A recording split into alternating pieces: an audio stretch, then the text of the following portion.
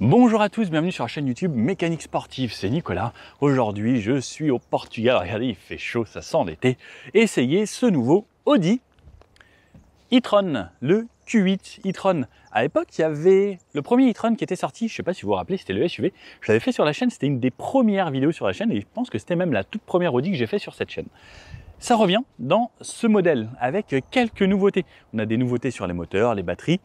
En intérieur un petit peu revisité, on a toujours les rétro caméras qui étaient sortis sur le e-tron également, qu'on retrouve ici, qui permettent de gagner jusqu'à 7 km d'autonomie. Comme d'habitude, je vous fais un essai détaillé sur les belles petites routes du Portugal, il fait beau aujourd'hui. Alors, on commence par la taille de ce joujou, 4,92 m, donc un gros bébé, un SUV familial.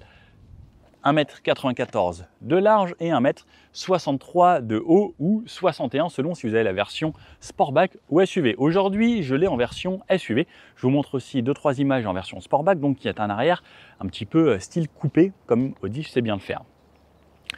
Au niveau du CX, le Sportback a un petit peu la meilleure CX, il a un CX de 0,24 alors que celui-ci a un CX de 0,27. Donc on va grappiller peut-être 1 km ou 2 sur l'autonomie totale, comme avec les rétros, 7 km de plus, parce que justement ça prend moins le vent et ça ralentit moins. C'est comme quand vous sortez votre main comme ça sur l'autoroute, vous la mettez comme ça ou comme ça, petite bête. Ça va jouer également sur la résistance de l'air. Au niveau du poids, selon la version, on sera entre 2500 et 2585 kg. Ça a une petite différence, mais de pas grand-chose. Gros bébé, puisque également grosse batterie. La batterie est devenue avec une plus grosse capacité. Après, c'est pareil. Au niveau du poids, ça va être selon la batterie. Il y a deux batteries différentes. On a soit 89 kWh, soit 108 kWh. La batterie à elle seule, celle qui fait 89 kWh, pèse 704 kg. Celle qu'on a aujourd'hui, c'est la grosse version 108 kWh et elle pèse 785 kg.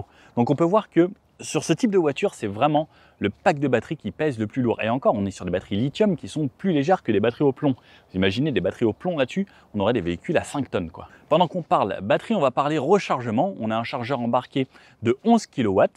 Donc on a deux prises, une de ce côté-là, où ce sera seulement la prise 11 ou 22 en option. Si vous voulez la recharge à 22, c'est 1490 €. Et de l'autre côté, on aura la prise 11 et 22, si vous avez l'option, et la recharge rapide qui monte cette fois-ci jusqu'à 170 kW. Pour atteindre les 80%, un 10 à 80%, c'est environ 31 minutes. Alors je ne sais pas si on pourra faire une recharge sur une borne rapide, mais voilà, souvent ce qui est annoncé, c'est à peu près correct. C'est des pics en gros à 170, ensuite ça redescend, mais en gros le timing qu'ils annoncent, souvent on est à 1 ou 2 minutes près. L'autonomie en WLTP c'est annoncé pour 552 km, donc on va pas pouvoir vous faire un test d'autonomie complet, mais on va pouvoir vous donner quelques données sur le trajet d'aujourd'hui. Il y aura un petit peu tout type de route. Je vous reprends ici parce que, coup de chance, je me suis rendu compte qu'un fichier avait été corrompu sur ma carte mémoire. Donc j'en étais aux puissances de cette voiture. Au niveau de la puissance, on aura deux choix, soit un 50 Quattro, soit un 55 Quattro. On sera équipé aujourd'hui d'un 55 Quattro. La voiture d'aujourd'hui, 128 900 € qu'on a. Les tarifs, ça commence à partir de 86 700, 120 000 pour un quasiment full option. Après, on a toujours quelques petites options supplémentaires. Donc, on tourne aux alentours des 130 000 € sur cette voiture. On a dit il y avait deux batteries différentes et également donc deux motorisations. Le 54 fait 340 chevaux, ce qui est déjà pas mal. Et la version qu'on a aujourd'hui, 55, fera elle 408 chevaux. La version à 340 chevaux fera un 0 à 100 en 6 secondes, celle d'aujourd'hui en 5 secondes 4, ce qui est un petit peu mieux. On verra les accélérations également pendant ce test. Au niveau du couple, on a 664 Nm dans les deux versions. Alors ce qui est bien avec l'électrique, c'est qu'on a en fait les mêmes moteurs et ensuite on va juste jouer un petit peu sur la puissance, mais au niveau couple, on a souvent des couples très intéressants. Comme je vous disais, il est disponible soit en coupé, soit en sportback. Au niveau des couleurs, on aura le choix de 10 couleurs. Et ce que j'aime beaucoup sur celle-ci aujourd'hui, particulièrement, c'est que c'est une nouvelle teinte qui arrive et qui s'appelle le gris chrono. Une sorte de gris. Alors là, elle fait vraiment gris. En plein soleil, elle a des petits tons un petit peu verts. C'est très agréable. Et surtout, ça change. Et je trouve ça sympa. Mais là, par exemple, elle a presque des reflets un petit peu plus bleutés. Selon la lumière, ça va changer. Au niveau de l'intérieur, on aura 9 intérieurs différents possibles. On aura 3 types de sièges. Là, aujourd'hui, on a des sièges S-Line, donc un petit peu plus sportifs. Au niveau des jantes, on pourra aller du 20 pouces au 22 pouces. Ce qu'on a aujourd'hui, c'est du 21. Et on aura 8 styles de jantes différents. Niveau autonomie, en WLTP, c'est annoncé pour 552 km. Ce qu'on aura aujourd'hui, il faudra compter entre 400 450 en utilisation un petit peu plus réelle. Si vous faites de l'autoroute, effectivement, ça consommera bien plus. Sur l'avant, alors là, aujourd'hui, on a une belle option. C'est la calandre illumine ici qui éclaire un petit peu le haut des logos, donc les 4 bombages, et on a également les feux digital Matrix LED. Donc ça, c'est les feux les plus haut de gamme de chez Audi qu'on aura sur cette voiture. Donc le digital, c'est un petit peu comme des pixels qui va vraiment détourer, mais avec beaucoup plus de pixels, comme on peut voir, que juste du matriciel qui va détourer les voitures. Là, ça va être beaucoup plus détaillé. On ne pourra pas le tester cette fois-ci, mais j'essaierai de vous faire une vidéo un jour sur les feux des voitures, parce qu'il y a pas mal d'autos maintenant qui ont des feux assez haut de gamme, et voir les différences. Je pense que ce sera assez intéressant. N'hésitez pas à me dire dans les commentaires si ça vous tente que je vous fasse un reportage spécial feu de croisement ou feu de route et feu de nuit, plein phare, et qu'est-ce qu'on peut avoir. Si vous les souhaitez, c'est une option sur la première version à plus de 5 000 €, 5 200 €, sinon c'est un petit peu moins cher, ou sinon dans les packs full option c'est inclus. Et ça pareil, c'est une petite option sur l'avant. Nouveauté sur ce Q8 e-tron, c'est ces entrées d'air à cet endroit-là pour jouer sur le flux aérodynamique, donc pour avoir un CX un petit peu meilleur. Comme je vous disais, on a un CX de 0,27 sur celle-ci et 0,24 sur le Sportback. Donc les entrées d'air qui viennent ici ressortir dans les arches de roue, comme on a sur quasiment toutes les marques. Il y en a qui sont plus ou moins proéminentes, mais en gros, plus l'air glisse, meilleure sera les consommations. Au niveau de la calandre, on retrouve toujours les calandres d'Audi. Alors, on a du contraste. Là, par exemple, on a un Black Pack aujourd'hui, donc avec ici en noir, et le tour de la calandre en noir qui revient se fondre sous les feux. Les feux, pareil, on a toujours ce qu'on reconnaît chez Audi, la paupière au-dessus et quelques petites lignes en bas. Ajouré quand même, puisqu'on a un petit peu de refroidissement qui vient à l'intérieur, et pareil, des volets actifs sur le bas pour jouer sur l'aérodynamique. Et surtout, bonne chose qu'ils ont fait chez Audi, c'est ça, c'est qu'à l'avant, ils ont mis un frunk. Hop, donc ça se lève comme un capot à chaque fois, donc on retire ici et là. Bravo Audi, parce que c'est pas toutes les marques qui le font. On a le chargeur pour la maison, en plus c'est un chargeur assez haut de gamme, on a un écran. On a également la prise simple là qu'on peut mettre, donc on peut mettre au moins 2 câbles ici sans souci. Et ça c'est une bonne chose, parce que par exemple quand il pleut et que les câbles sont mouillés, qui sont restés en extérieur, bah oui, parce que c'est pas couvert les stations à chaque fois, on peut les remettre à l'avant. Ça évite de salir sa moquette et ses affaires si on a mis des choses. Sur l'avant également, vous avez pu le voir, à mon avis, c'est rétro caméra. Donc ça, c'est une option à 1 900 €. Alors ça, c'est vraiment à vous de choisir. Il y a peu de clients qui le prennent parce que c'est pas facile de s'adapter, mais j'avoue que ça donne quand même vraiment du style et surtout, ça ajoute 7 km d'autonomie. Bah oui, sur la route, comme un rétro, c'est un peu comme une main que vous mettez comme ça sur l'extérieur de la voiture. Ça ralentit et ça prend le vent. Donc, on gagne un petit peu d'efficience grâce à ça. Bon, comme vous pouvez voir, 4,92 m, ça fait un beau bébé. Quand on s'approche des 5 mètres, ça fait des voitures assez spacieuses à l'intérieur. Elle est disponible qu'en version 5 places, pas de 7 places, malgré la taille du joujou. On a essayé la version EQS, qui est un petit peu ça, on est un petit peu plus luxueux chez Mercedes, mais qui était disponible en 5 ou 7 places, mais c'était un petit peu plus grand également. Audi, toujours ce côté à caractère un peu sportif, ce que j'aime bien, c'est les grandes jantes. Aujourd'hui, on a des jantes en, attention, 21 pouces, j'aurais quasiment dit 22 pouces, elles paraissent plus grandes que du 21.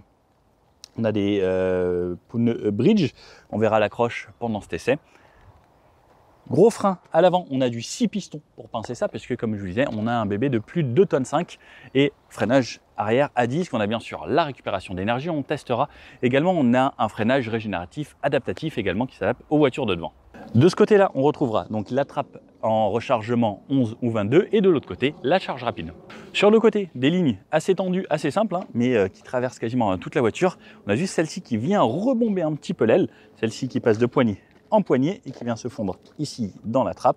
Des choses assez simples sur le bas, mais un petit rappel en noir ici pour donner un côté un peu plus important et des bas de caisse assez travaillés. Ce que j'aime bien, c'est que pour garder quand même ce côté SUV, mais SUV premium, tout est peint. On n'a pas de différenciation de couleur, c'est couleur carrosserie et pas de plastique noir, comme on retrouve sur certaines voitures, même des fois assez premium. Là-haut, on retrouve des barres de toit, cerclage chromé. Je pense qu'on peut sûrement les avoir en noir aussi sur certaines versions, mais ça donne toujours ce côté allemand. Par exemple, je sais qu'il y a certains pays, comme tous les pays asiatiques, qui adorent le chrome. Noir plus chrome, c'est souvent le côté bling-bling que certaines personnes aiment. Petit rappel que j'aime bien, c'est que c'est écrit ici sur les montants Audi et Q8 e-tron Quattro. Ça c'est rare de l'avoir ici, mais comme ça si vous ne savez pas trop ce que c'est, puisqu'ils ne l'ont pas marqué à l'arrière, vous l'avez sur le côté. Alors sur l'arrière de cette voiture, première chose que j'aime, c'est ce long bandeau ici. Alors je ne sais plus si c'est Audi les premiers à l'avoir fait ou pas. Quelle marque avait fait ça en premier? En tout cas, j'adore. Avec ici le côté flèche qui amène jusqu'à l'autre bout, ça étire vraiment la voiture, ça l'allonge et de nuit c'est super joli. On a le rappel Q8 ici avec la petite touche ici comme si on avait la touche RS. Logo ici blanc à l'intérieur, noir sur l'extérieur, assez joli. Le e-tron Quattro marqué sur le bas et quand on repart vers le haut, donc version SUV, donc il est version plus sportback qui sont plus typés coupé, long ici béquet, mais on a l'impression que si on enlevait le béquet, ça donnait quasiment presque une version coupée. Parce que c'est quand même bien incliné, on n'a plus des versions vraiment comme à l'époque on retrouvait sur les vrais 4x4 SUV, où c'était droit ici avec juste la petite casquette en haut. L'essuie-glace bien pratique, troisième feu stop ici, donc ce long bandeau, on retrouve des feux à LED également partout sur l'arrière, un diffuseur bien travaillé, les réflecteurs ici, les capteurs, la caméra de recul ici, comme je vous disais, on a la caméra en 360 degrés, dans le coffre ouverture automatique bien sûr. Et là, on retrouve un grand volume de chargement de 569 litres. Alors là, il y a pas mal de choses. On a par exemple ce beau parapluie dont j'ai pas besoin aujourd'hui parce qu'il fait super beau. Mais j'ai un sac de rando, le sac de matériel ici, le sac de mon camarade, les vêtements, hop, la plage arrière, je la range. Et même comme ça, là, il y a vraiment pas mal de place. Je pense qu'on pourrait presque rentrer à deux ici. Et lorsqu'on rabat la banquette arrière, on passe jusqu'à 1665 litres. La banquette se rabat en 40-20-40, ce qui est également plutôt pratique. On peut tirer juste ici pour pouvoir les rabattre. En dessous de mon popotin, juste ici, on retrouve sous le plancher un petit espace de rangement avec le caisson de base puisqu'on a un sono Harman Kardon et quand même un emplacement pour ranger les câbles si l'on souhaite. Des petits filets à gauche et à droite, on peut ranger quelques petites choses, des produits et une prise 12 volts juste ici et de l'éclairage LED sur les côtés. Allez, on passe à l'intérieur. Alors, c'est parti pour l'arrière de cette voiture. Donc, ouverture, grande ouverture. Un angle qui me laisse passer assez facilement. Je rentre et je viens m'installer. Pareil, je rentre sans avoir à trop me plier. La petite casquette Audi. Merci Audi parce que c'est vrai qu'aujourd'hui ça tape un petit peu. Et je rentre dans un intérieur assez sympa. Je remonte mon petit appuie-tête pour être au top.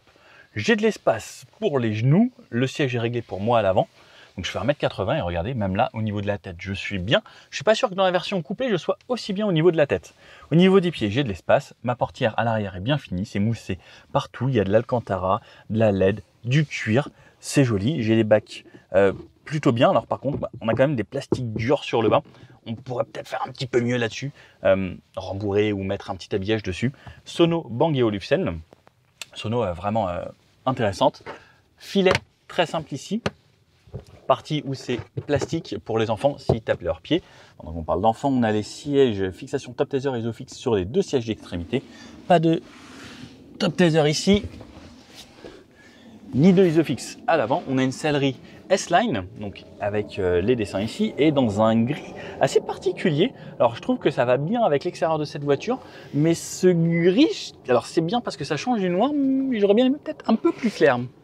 Ici, donc, le porte-gobelet qui s'ouvre de façon assez intéressante, j'aime bien, et un petit rangement ici pour ranger. J'ai l'impression qu'on peut ranger en fait une pochette de CD à chaque fois ici, je ne sais pas trop ce qu'on peut mettre, peut-être des crayons pour les enfants. On peut accéder à l'arrière, donc pas de trapaski, mais on a toute cette partie qui se rabat. Donc plancher quasiment plat, ça remonte un petit peu. Et on peut donc en trois parties la banquette arrière. Les ceintures sont toutes sur la banquette arrière. Et alors ce côté est franchement confortable et on a surtout un très bon maintien latéral. C'est rare à l'arrière d'avoir un bon maintien latéral puisque c'est quand même une voiture qui fait plus de 408 chevaux. Donc ça peut avoiner un petit peu. Place du milieu, on a la ceinture qui est montée sur une boucle ici. Donc normalement, ça c'est un avantage pour quand je veux m'installer. Et ça ne me dérange pas trop le popotin. Alors je suis pas très large, mais effectivement si vous êtes un petit peu plus large, vous risquez d'aller toucher sur les côtés. Le dossier est dur puisque c'est à la base un accoudoir. Mais pareil, au niveau de la tête, je ne touche pas là-haut. J'ai de l'aide ici. Ah, c'est ma portière qui est ouverte. Je suis pas trop mal. L'assise, elle fait juste la largeur de mon popotin. J'ai de la place pour les pieds. Donc je peux mettre ici mon 44-45. Par contre, il y a un tout petit tunnel central avec cette partie où là, par contre, je ne peux pas passer mes pieds. On bénéficie d'une clim 4 zones. Donc chaque personne sur les extrémités de la voiture a ce choix. On peut régler la température et la vitesse de ventilation. Allez, je vous montre à l'avant et ensuite on part l'essayer. Alors, je vous montre ici directement l'intérieur, point de vue de Nico, comme vous avez l'habitude. Donc, ça sonne parce qu'elle n'est pas contente parce qu'on ouvre la portière et qu'il y a le contact. Alors, je vais vous faire découvrir directement les caméras. Alors, regardez, alors ça, je trouve ça hyper marrant. C'est l'écran qui m'affiche les caméras. Ici et sur l'extrémité là-bas. Donc, comme on peut le voir, pas de rétroviseur ici. Le look est assez marrant. Je vais déjà remettre ma climatisation parce que j'ai très chaud. Aujourd'hui, il fait combien? 29 degrés. Oh la vache, je ne m'attendais pas à 29. Donc, on commence comme d'habitude. Je vais me reculer juste ici pour vous présenter l'ensemble de l'habitacle. Donc, on peut voir que c'est très technologique. Autant, bon, on va les citer, hein, il y a Mercedes qui font l'hyperscreen ici avec un grand écran. Autant là, on a quasiment la même chose, mais en fait sur deux écrans ici. On n'a pas d'écran passage là-bas, mais on a des rétro-caméras ici que, par exemple, Mercedes ne fait pas. Alors ça, c'est un petit gadget, mais j'avoue que j'aime bien. Et plus il y a de gadgets dans une voiture, mieux c'est. Volant rond, ça se fait de plus en plus rare, les volants totalement ronds. Et c'est une bonne chose parce qu'on peut bien l'attraper, on sait toujours où est le volant. Par contre, il y a toujours une petite proéminence ici pour quand on tient le volant de cette façon, en fait, que ça cale bien le bout de la paume de la main ici. Alors, je ne sais pas si vous voyez bien là de ce côté parce que c'était sombre, mais là on le voit bien ici, en fait, ce petit décrochement qui fait que ça tombe parfaitement et en fait, c'est hyper ergonomique. Le petit S-Line ici, puisqu'on est en finition S. Ici, c'est toujours ce qui va me faire défiler les menus. On a toujours l'écran derrière où je peux faire varier mes écrans, mon info ici. Sur la droite, ça va être les commandes vocales et les médias. Et ici, pareil, je peux faire défiler ce que j'ai et je peux par exemple passer en affichage de cartographie complète. Des palettes derrière le volant qui me gèrent deux niveaux de récupération, moins et plus de ce côté-là. On verra ça pendant qu'on roule et on a également une mode de récupération automatique. Appel de phare. Ici, j'appuie sur le côté pour le guidage sur la voie. Si je reste appuyé, tout en bas à droite, vous allez voir, ça me désactive le centrage de voie. J'ai le GPS. Alors là, voilà, vous le voyez en tout petit avec l'affichage tête haute et le GPS affiché là-haut. De ce côté-là, on a le mode pour les feux. Un mode bien sûr feu auto, surtout qu'on a des feux matriciels digitaux. Le top du top. Le rétroviseur ici, verrouillage du véhicule, la poignée pour ouvrir. Hop. Les vitres, les rétros. Ah oui, on n'a pas de réglage de rétro. Et oui, pour régler le rétro, je touche l'écran et ensuite je gère rétro de gauche ou de droite. Et ensuite, je peux monter ou descendre. Donc là, je peux lui mettre reset et ensuite, je peux le bouger comme un écran de smartphone. Hop. Alors, ce qui est dommage, c'est qu'il n'y ait pas une version grand angle. Je crois que c'est Honda qui fait ça avec une version grand angle. Ça aurait pu être un plus pour voir plus large et voir par exemple l'extrémité ici un petit peu élargie. Là-haut, casquette, tout émoussé, cuir, belle finition, en voiture premium. Les aérateurs, deux aérateurs de ce côté-là, un de ce côté-là et un autre tout au bout là-bas. Les écrans, bon, comme on connaît chez Audi, on a l'écran de cette façon. Pareil, quand je rentre dans un menu, j'ai le retour haptique, ça veut dire que je sens une vibration au bout de mon doigt lorsque je touche l'écran et en fait, il y a une sensation de profondeur. Ça, c'est quelque chose que j'aime beaucoup. En fait, c'est vraiment, ça donne l'impression que l'écran a de la profondeur. Donc hop, on peut voir ici, c'est fluide, ça marche bien. Et en bas, on a l'écran qui est dédié à la climatisation. Il sert que à la clim, l'écran d'en bas.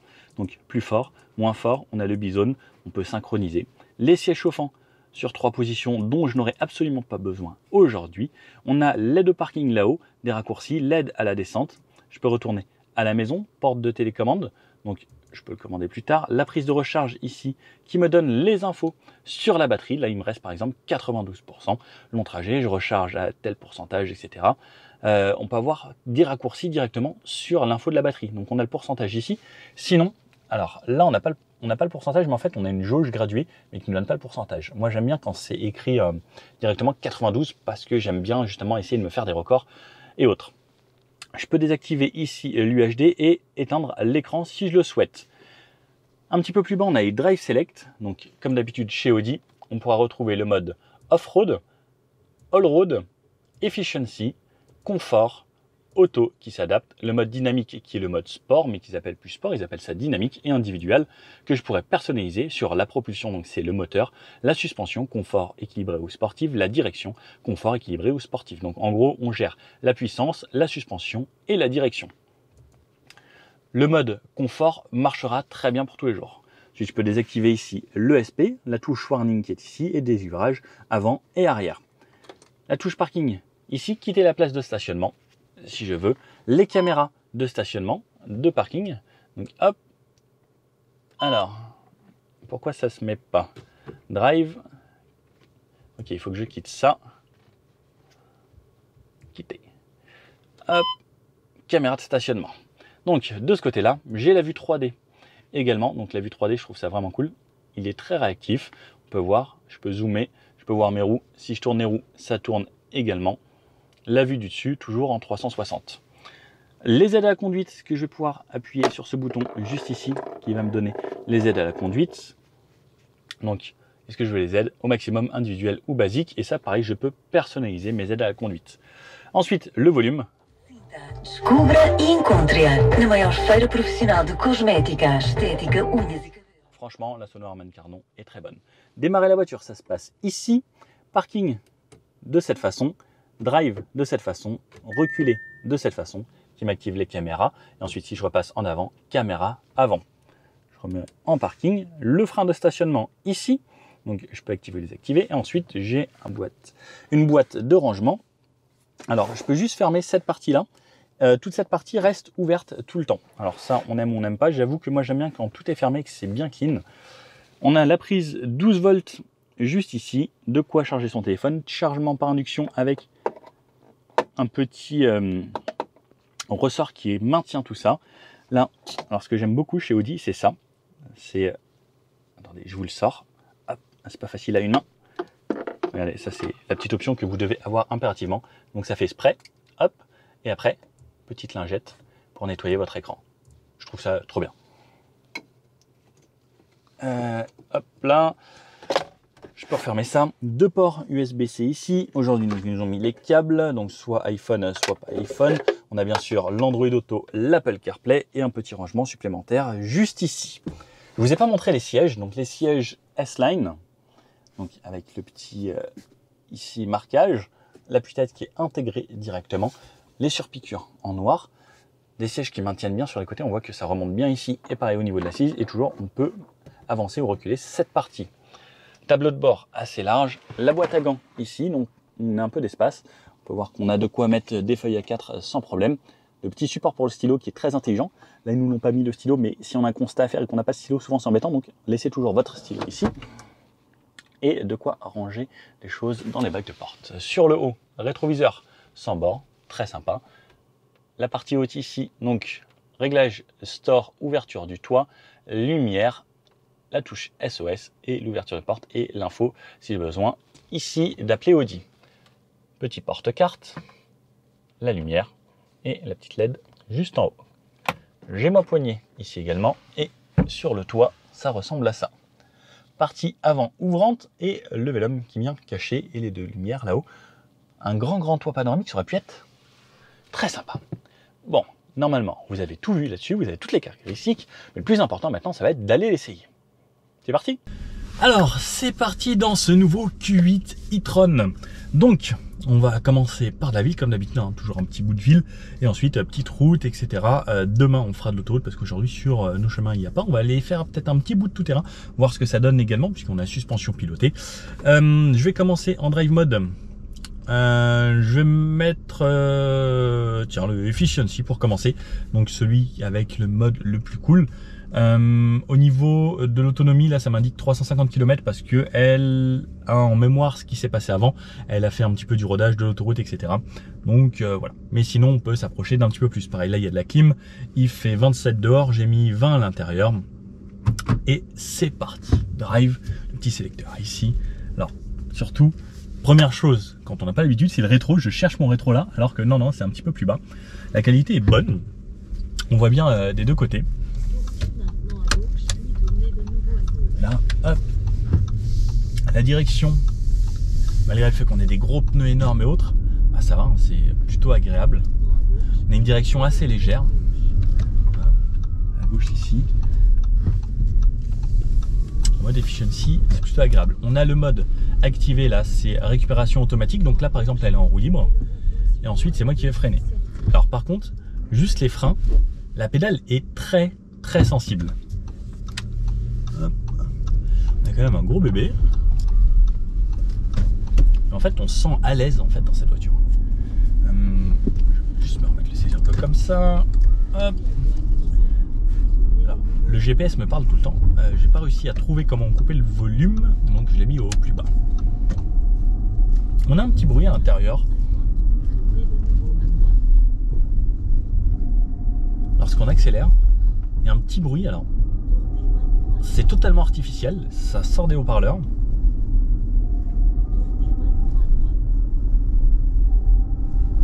Je sais pas si vous arriverez à l'entendre. Mais pas le tourner maintenant à droite, hein. Ça c'est autre chose. Et oui, on va tourner à droite. Très bien. Alors là, je m'engouffre dans des petits coins portugais que je ne connais absolument pas. Avec de la route vraiment très dégradée. Donc là aussi, on a le but du SUV, hein, parce que c'est plus haut perché. Ça donne un peu ce côté un petit peu tout terrain. Et ce que j'aime bien en fait maintenant avec toutes ces voitures et surtout l'électrique, c'est que là par exemple, là je suis arrêté dans une grosse montée. Et pour repartir, j'ai bien sûr l'aide de démarrage en côte, qui reste longtemps, qui s'est mis en auto-hold. Et pour repartir, en fait, je peux repartir vraiment tranquillement et je peux m'arrêter à chaque fois. Et ça, c'est peu importe où on est. C'est vrai que ce côté agréable, il n'y a pas de moteur qui monte haut dans les tours ou quoi que ce soit, si ça repart, vraiment très fluide. Par contre, le bruit, alors peut-être qu'on peut le désactiver. J'avoue que j'aurais bien aimé qu'il n'y ait pas de bruit du tout et pour garder ce silence total. Alors là, ça me dit de tourner à gauche. Ah d'accord, je crois que c'était pas là qu'il fallait aller. Bon, ça va permettre de tester les caméras 360, donc caméra de bonne qualité. En fait, j'ai juste à regarder mon écran. Clairement, maintenant, moi, je regarde plus ce qui se passe autour. Ça sonne un petit peu quand on s'approche de quelque chose. Il y a les caméras ici, là où je vois la benne derrière, mais je la voyais de l'autre côté. Bon, pourquoi pas. Le rayon de braquage. Pour un gros bébé comme ça va. On n'a pas de 4 roues directrices chez Audi encore.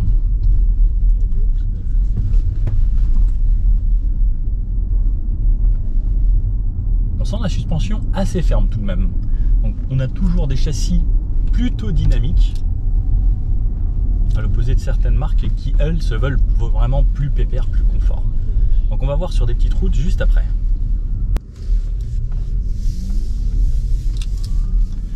Alors en efficiency, on a de la relance vraiment suffisante, hein, surtout là qu'on est sur le 55. Donc ça relance très très bien. Hop, là par exemple je ralentis, oui t'es à droite. Moi je suis même pas un quart de pédale. Et en fait je vais plus vite qu'une voiture de base. Dans un petit rond-point, tester un petit peu la tenue de route, voir ce que ça donne. Puisqu'on a un bébé de 2,5 tonnes. Alors souvent 2,5 tonnes ça fait un petit peu lourd. On va voir comment ça réagit un petit rond-point serré. Donc ce que je peux faire aussi également, c'est me mettre en mode dynamique, qui va me permettre... Oh la vache! Alors, ça souvire énormément. On sent en fait, dès qu'on accélère un petit peu, que ça souvire. Par contre, le SP est là pour nous rattraper. Mais waouh! Et je pensais pas que ça allait souvirer autant que ça. Attention donc, à mon avis, sur le mouillé et dans les virages assez serrés. Parce que voilà, le poids va vraiment s'emmener assez facilement. C'est vrai que là, les 4 roues directrices, ça peut être assez bien, parce que justement, ça emmène l'arrière et ça fait qu'on a un peu moins de sous-virage et ça propulse un petit peu, donc ça emmène vraiment différemment. On a essayé un petit peu le concurrent, le EQS, il n'y a pas longtemps, vous êtes déjà pas mal à l'avoir regardé. Hein. C'est un peu le même style, mais avec une autre philosophie. Là, celui-ci, on est plus dans le côté un poil dynamique, et c'est vrai que même à l'accélération, ça pousse quand même pas mal, hein. Et là j'étais pas encore pied dedans. On est sur des petites routes agréables ici. La direction est franchement précise.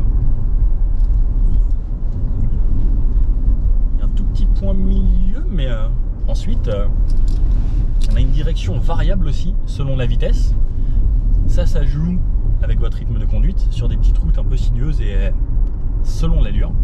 Ça va modifier la façon que ça a tourné et la résistance dans le volant.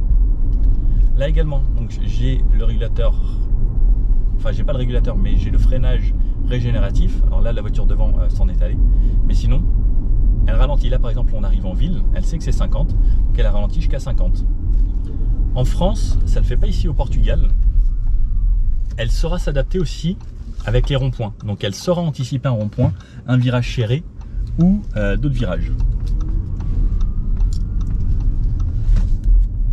Et sinon en ville, elle pourra suivre la voiture de devant. Donc quand ça ralentira devant, juste en relâchant, par exemple là en relâchant, la voiture reste en roue libre. Et si la voiture de devant ralentit, ça va ralentir. Ça c'est aussi agréable. Sinon on a toutes les aides à la conduite de niveau 2. On peut se mettre les aides à la conduite. Je lui dis régulateur adaptatif, 50. Et normalement, si j'appuie ici également, ça met aide à la conduite avec le centrage de voie. Et la voiture va rester au centre de la voie. Ça c'est bien pratique sur des routes, par exemple des nationales, départementales ou autres, où ça roule assez et il ne se passe pas grand chose.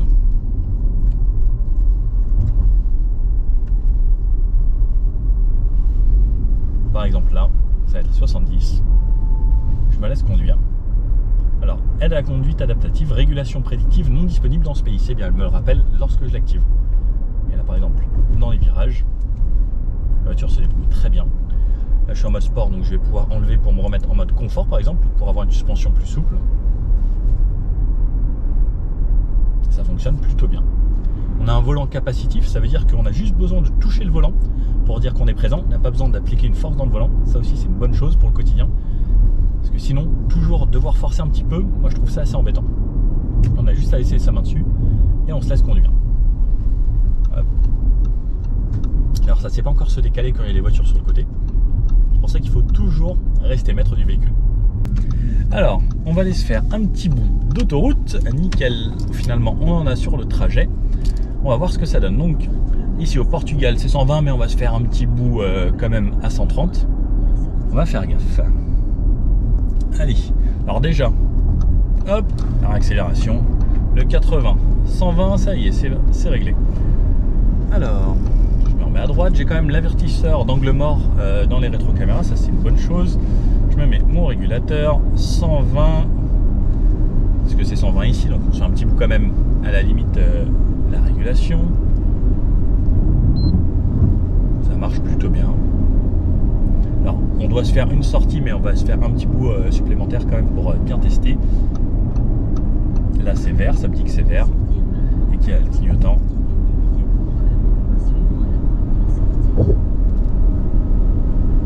On voit qu'on est dans une voiture premium.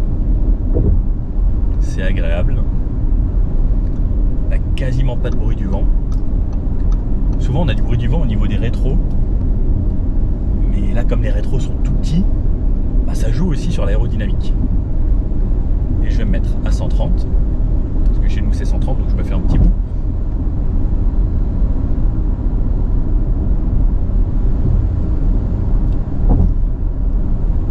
Légèrement de brouillon qui vient peut-être un petit peu du plafond là. Je vais refermer même le store, mais c'est bien agréable. Depuis tout à l'heure j'ai une moyenne à 26 kWh au 100. Sur autoroute, ça va forcément augmenter aussi parce qu'à 130 km/h, les voitures électriques, c'est pas l'idéal. On sera plus aux alentours des 300 km sur autoroute avec ce genre de voiture. C'est assez loin de la valeur WLTP, mais voilà. C'est pas fait pour faire de l'autoroute, surtout un gros bébé comme ça, c'est assez gros, ça joue avec le vent. Si ça vous intéresse, je referai un essai. N'hésitez pas à mettre si vous voulez que je le fasse. Un essai complet où je fais plus d'autoroute pour voir ce que ça donne sur un long trajet, par exemple un Paris-Lille, et là on verra ce que ça donne. Donc pareil, après les aides à la conduite, si ça ralentit devant, ça me permet de ralentir également. Donc ça c'est le gros avantage de ce genre de voiture et de ces aides à la conduite sur autoroute. Mais pour la réaccélération, si besoin, même à haute vitesse, bah, c'est plutôt intéressant. Là je suis en mode confort, si je repasse en dynamique, même à 130, ça relance assez bien. On a fait un 130, 145. Bon, et même à haute vitesse, hein. On sent que c'est une voiture allemande, on sait que c'est fait pour l'autobahn. Puis ça roule tout seul, quoi. C'est efficace. Faudrait voir en Allemagne ce que ça donne, vraiment à haute vitesse. Hein. Et quand je suis à 90, on entend limite un petit peu plus les bruits de roulement, parce qu'il y a moins de bruit du vent. Donc on entend très légèrement parce qu'on a des pneus bien larges. C'est très très soft. J'entends n'entend quasiment rien de ce qui se passe à l'extérieur. C'est bien insonorisé. C'est une bonne voiture premium et je me disais aussi, on a le double vitrage avec du feuilletage. Donc forcément, ça va jouer un petit peu. Et c'est vrai que c'est agréable. Bon, ils nous ont préparé un petit terrain où on est censé pouvoir faire du off-road. Donc le mode off-road, déjà ça désactive le SP. Là on a quand même vraiment pas mal d'espace ici. On a une suspension qui s'adapte au terrain. Et surtout, on est là pour s'amuser après. Donc le but c'est... Ok, ça glisse un petit peu. Voilà, j'ai remis la radio. Je pense qu'ils vont me détester parce que j'ai tellement de pression derrière que je pense qu'ils ont ramassé. Bon, off-road. On nous a dit qu'on pouvait rouler en plus en façon dynamique pour voir ce que ça donnait. Alors la suspension filtre super bien. Il y a quand même de sacrés trous. Là, hop. On fait ça avec des jantes de 21 pouces, n'importe comment. C'est hallucinant. Alors je m'attendais pas à ce que ça marche si bien. Ici on va faire gaffe. On va passer par là. Je sais pas si c'était du sable par là. Non. Hop. Oh, j'ai tout pourri. Oh, les mecs là en camping-car, ils vont détester. Non, c'est franchement très marrant. La suspension s'adapte super bien. On a une bonne hauteur de caisse. Franchement, c'est hyper agréable. Ouais, ça va bien. Alors, je m'attendais pas à ce que ce gros bébé passe si facilement ici. Et surtout que là, en fait, je ralentis pas quoi. C'est bluffant. Et là, ça tape. La suspension se débrouille mais tellement bien. Et ça accélère. Oula! Jump! Bon, le but c'est pas de sauter non plus, hein, mais franchement, génial. On part un petit peu en glisse et on a le droit de s'amuser à faire ça avec une voiture à plus de 150 000 €. Franchement. Mais vous savez que c'est tout un métier quand même. Si je fais ça pour vous. Ce qu'il faut tester, c'est s'il y a un launch control aussi. Ça patine un petit peu, mais ça motorise quand même bien. Surtout qu'on n'a pas des pneus tout terrain, quoi. On a vraiment des pneus de ville, de route. Franchement, je suis bluffé. Je m'attendais pas à ce que ce soit si bien. Ça y va tout seul. Il y a Monsieur Greux qui est là aussi. Monsieur Greux, on le croise souvent sur des événements où on fait de la Audi et du tout-terrain. Franchement, il nous a dit façon dynamique. Mais c'est bluffant. Franchement. Dommage qu'il n'y a pas un petit jump. J'aurais bien aimé vous la faire décoller des 4 roues. Ça aurait été très marrant. Je sais pas où je vais. Il faut retourner voir les copains après. Alors, comme on a pu le voir en tout terrain, ça se débrouille bien en ville. C'est hyper confort, c'est agréable. On croise pas mal de motards là sur cette petite route qui longe la côte au Portugal. Là, on est près de Rasca. Et donc là, c'est moi qui fais la descente. Alors, ce qui est bien, c'est que là, je vais pouvoir utiliser les palettes. Donc, comme je vous disais, en fait, il y a 3 modes. Soit le mode récupération automatique et qui s'adapte un petit peu aux conditions. Donc là, par exemple, ici au Portugal, ça ne fonctionne pas la cartographie, mais je peux jouer avec mes palettes. Donc là, ça remonte, je laisse en mode automatique. Et par contre, quand ça va descendre, le mode palette, ça va être intéressant. Là, c'est super beau les endroits ici. On aurait pu s'arrêter et vous faire une petite photo, mais on a du boulot. Donc, la récupération, ça me permet d'avoir premier niveau qui régénère un petit peu. Alors, c'est pas tant que ça. C'est une légère récupération. Et si je mets... Ok, c'est vrai que à chaque fois que je freine sur la pédale... Ah non, c'est quand je réaccélère que ça s'enlève. Ok, alors ça c'est peut-être un petit peu dommage, parce que ça veut dire qu'il faut juste relâcher. Donc par exemple, si je freine, je peux le faire, ça se conserve. Dès que je réaccélère, ça m'enlève ce mode. Donc ça veut dire que c'est seulement pour jouer à la récupération. Donc là par exemple, je peux le faire juste de la palette et ça va ralentir. Par contre, dès que je retouche l'accélérateur, ça se désactive. Ça c'est peut-être un petit peu dommage, parce que j'aurais bien aimé le conserver et pouvoir jouer avec une sorte de one pédale plutôt que de devoir retirer de la palette à chaque fois. Mais bon, ça peut être un plus. Sinon, vous utilisez les freins de manière normale. Et ça freine quand même en électrique, donc ça régénère dans tous les cas. Le paysage est juste sublime, je sais pas si vous voyez, mais c'est vraiment canon. Bon allez, en dynamique, on va voir ce que ça donne. Donc, on a de la puissance, hein. Plus de 400 chevaux au freinage.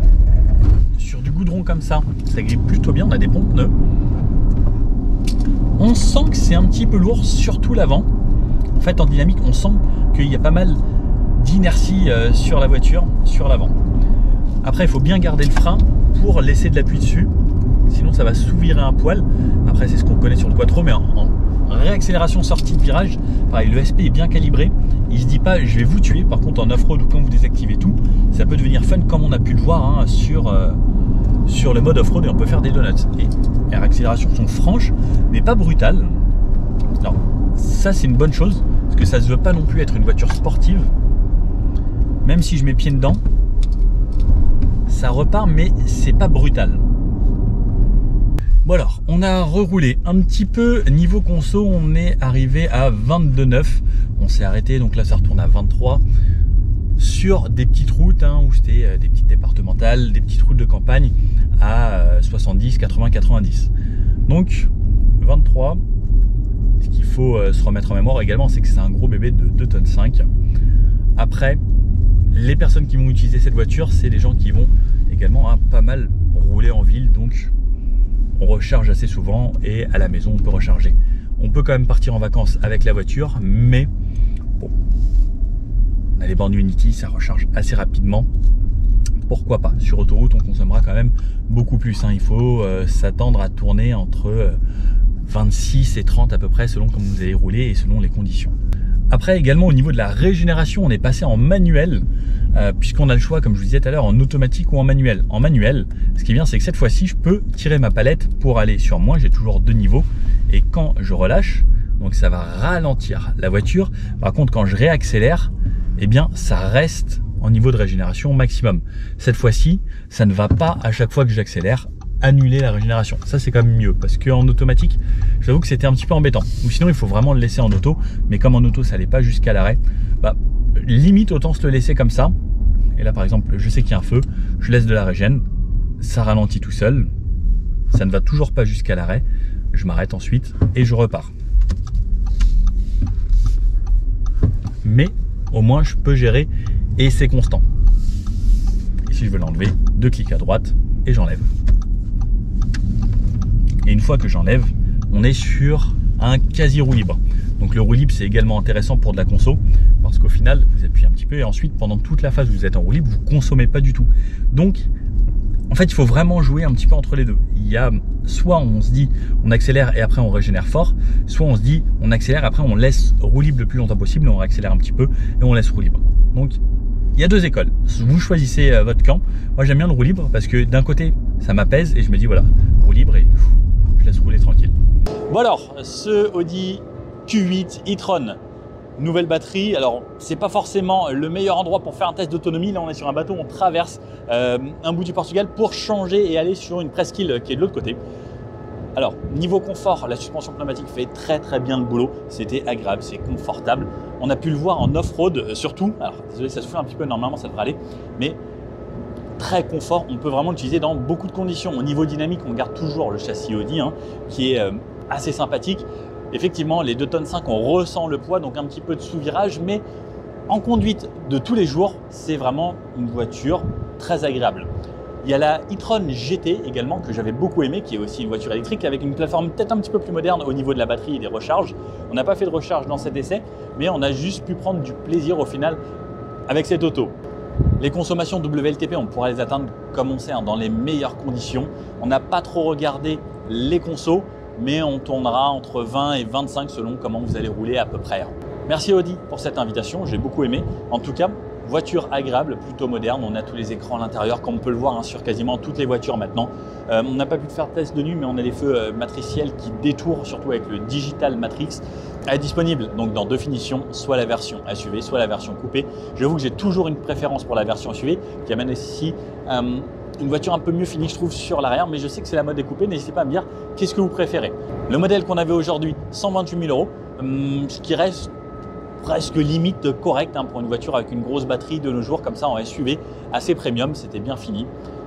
N'hésitez pas à me dire ce que vous en avez pensé. Si vous avez aimé cette vidéo, les petits pouces bleus, un commentaire si vous avez des questions et puis je vous dis à bientôt pour une prochaine auto. Ciao.